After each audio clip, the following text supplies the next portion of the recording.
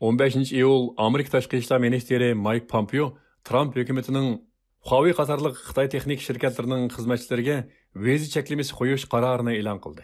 Amerikaning bu qarori 9 iyul Xitoyning Uyg'ur rayonidagi 4 nafar yuqori darajali Xitoy amaldoriga yer shari Magnitsky qonuni bilan jazo yurgizganligini e'lon qilgandan keyin Xitoyga qarshi elib olgan yana bir qatimliq kaskin tadbiri bo'lib qoldi. Good morning, everyone. Pompeo Amerika Tashqi ishlar ministrligining axborot e'lon qilish yig'inida bunday dedi.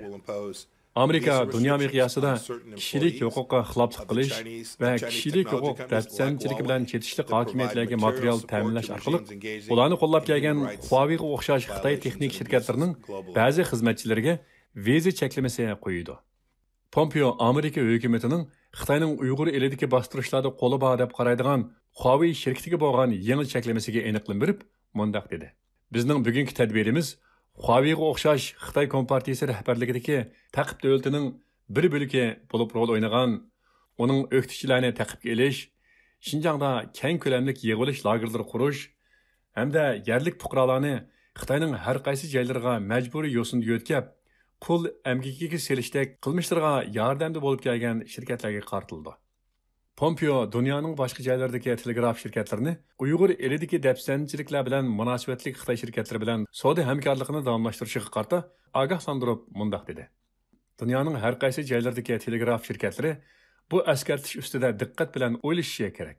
Agar ular Huawei bilan savdo qilayotgan bo'lsa, ular kishilik huquqni dafsanda qilg'uchilar bilan sheriklashgan bo'ladi. Amerikaning bir qism Xitoy amaldorlari bilan Xitoy texnik shirkatlarini Uyg'ur elidagi bostirishlarda rol olganligi sababli jazolamoqchi bo'lganligi Xitoy hukumatini qattiq jiddiylashtirgan. Qiziqarligi shuki, Xitoy hukumati 16 iyul Amerika Tashqi ishlar ministri Mike Pompeoni Uyg'ur avtonom rayonini ziyorat qilishga taklif qilgan. Mike Pompeo Xitoyning bu taklifiga texi javob qaytarmagan. Güzel kishilar, Xitoyning bu taklifi Amerikaning ularga yanada ko'p jazo va cheklimlar qo'yishiga bo'lgan amdisi va aloqazorligining ifodasi deb qaramoqda. 如果蓬佩奥先生有诚意的话，我们可以对他不实施签证制裁，我们欢迎他去新疆去看一看。